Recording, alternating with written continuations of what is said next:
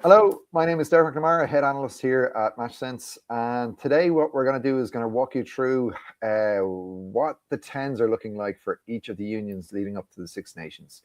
MatchSense, what we do is we take data in the game and try and make it simplified so that you at home can actually use data to determine what players are doing and how well they're doing it. So for a 10, for instance, the kind of aspects that we would look at and what we think are important are: one, how fast the player is coming onto the ball. Two is how accurate their passing is. Three, whether or not they're able to bring pressure, how far the passes are made, and then also whether or not that 10's ability to draw the player in or not. So we have a pre-created report that we're going to walk you through to try and break down all the 10's that are looking into being part of the squads over the next couple of days. I'm also joined by Rory DeLester, who's one of our main analysts. Rory, how are you? All good. All good. Yeah. So, we haven't looked at this now. We haven't looked at this report yet. We've created the report and brought in the specific players, but we haven't actually looked at the report. How do you see this? Like, I'm wondering, who do you think is going to be the most accurate passer of the 10's leading? I know what we've done is we've taken all the games from this year's three major leagues and we throw them into the system. But who do you think is going to be the most accurate passer? And, who do you think is the slowest off the ball, for instance? Accurate passer, I would guess maybe a French player. Could we see someone like Chalobert up high? Okay. Long. I'm just thinking of like the likes of Sam and Finn with their long passes will probably end up being a bit inaccurate in the long run, and slow off the ball. Owen Farrell, someone who's older. is he in our list? Yeah, because this is the thing, right? Is that like even when you're grading the game and you're putting in this information into the system, there's just too many things happening. It's not until you push button on the system at the end and pull all that information together, and that's what we're going to do here. So what we brought, so here is the actual report that I was talking about. And basically, here are all the games that all the players have played over the season so far. And you can see when we just sort the information by passing. So these are just passes from hand. So we've taken out passes from ground or tap passes or instances where offloads, for instance, we haven't included them. So in here you can see. Yeah, this is also just so. This is from the all the leagues of. This is just top 14 and URC. I presume. Yeah, so we're trying to bring in the kind of most recent games to give it an example of what players are playing right now. The Champions Cup, the last two. Yeah, I think the Champions Cup are in here as well. Yeah, let me just check here. Yeah, Champions Cup, URC, Prem as well, and top 14. Cool. Yeah, okay.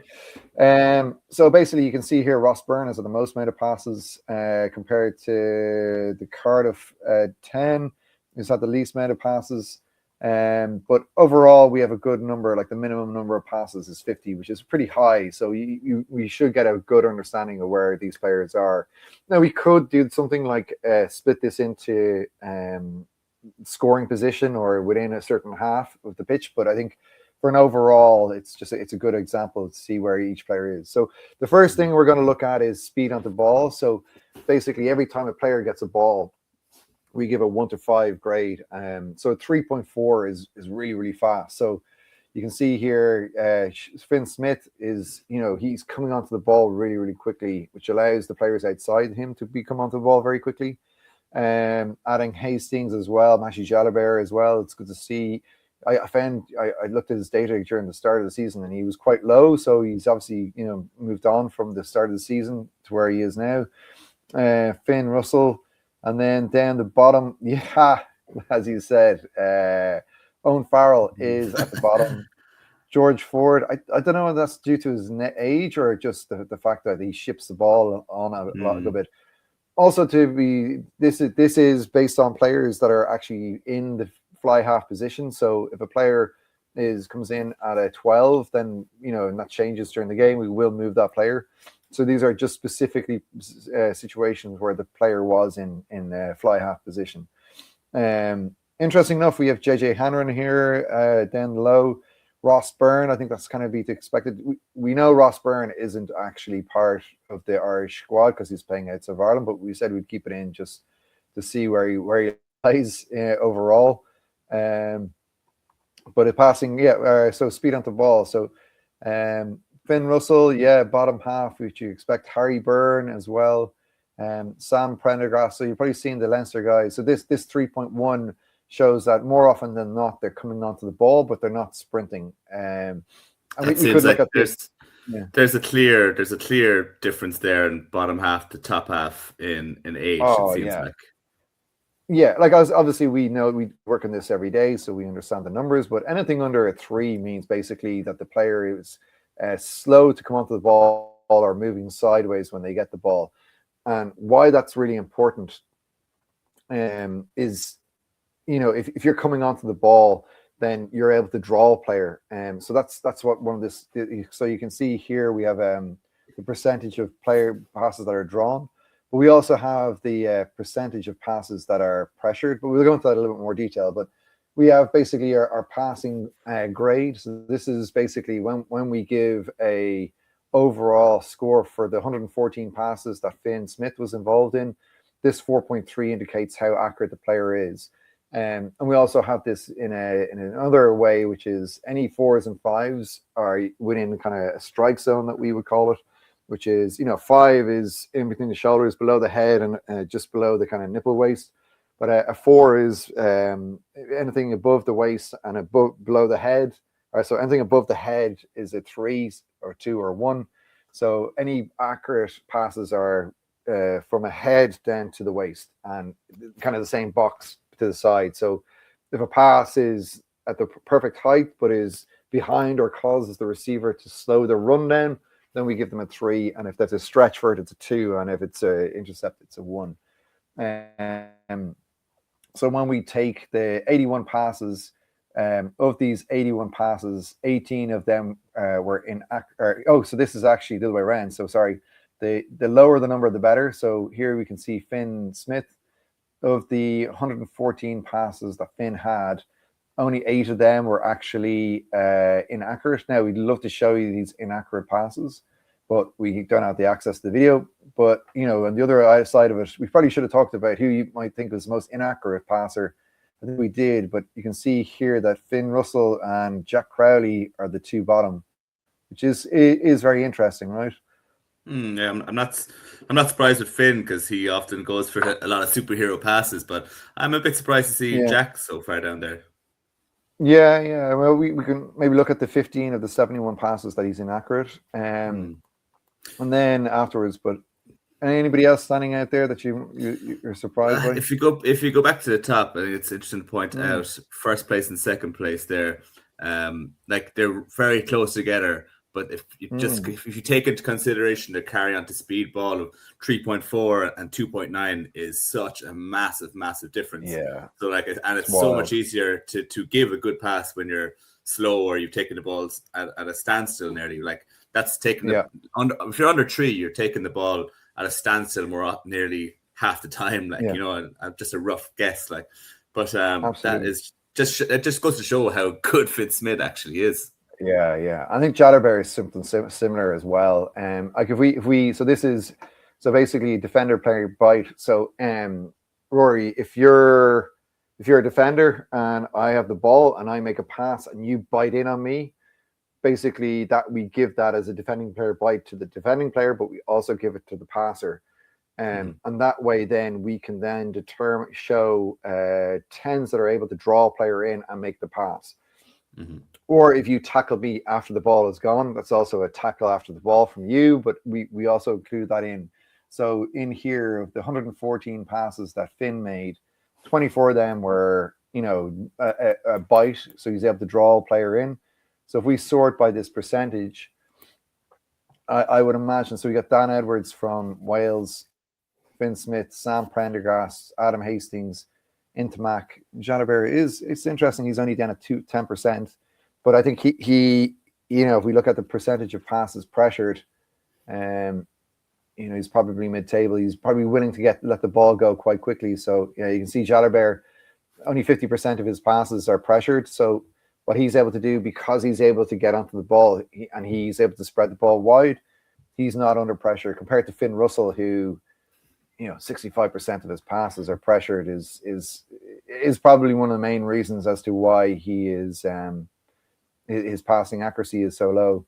But what's interesting here as well is, Rory, is that the actual passing accuracy of his pressured passes versus unpressured passes is nearly the same.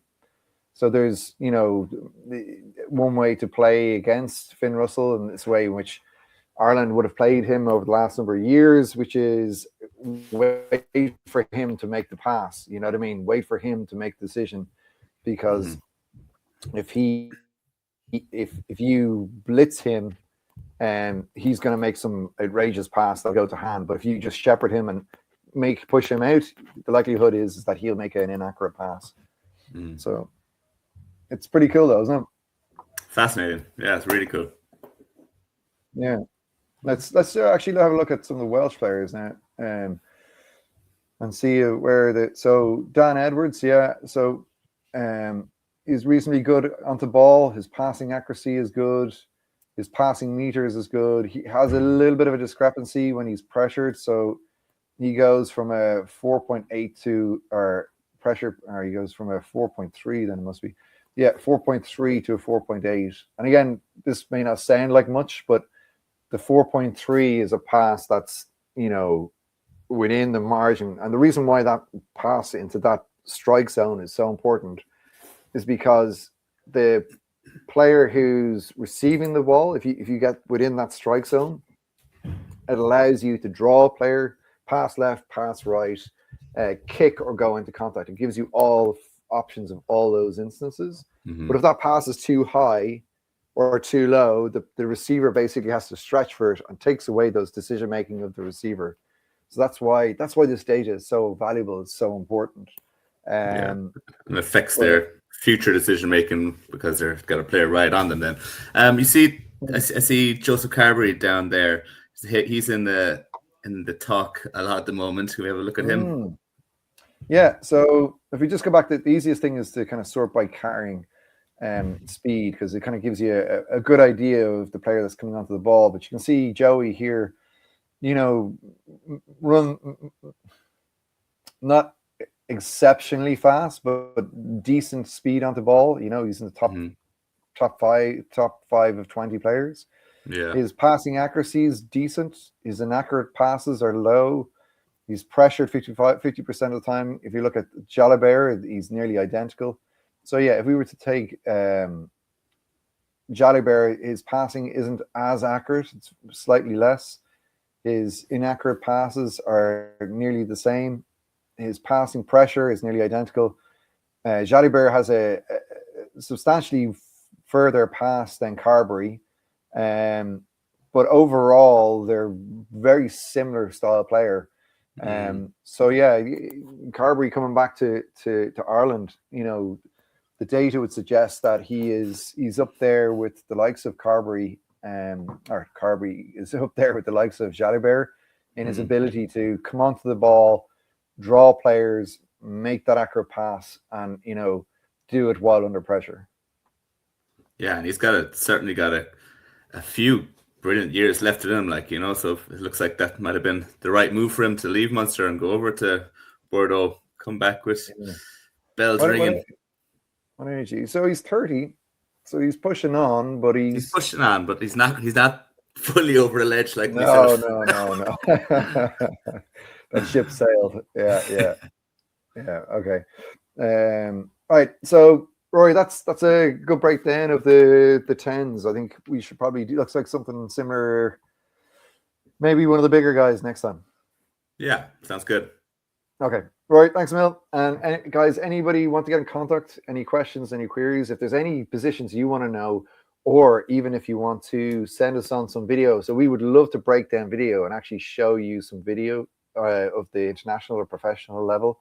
But if you are on an amateur team or you have access to video and you want to send it in and want us to break down, if it's a good video clip, we'll definitely give it a go and break down and show why something happened, whether it's a try or a clean line break or a turnover or a penalty or anything that you think, if you want us to break it down, let us know, send it on, and we'll take a look.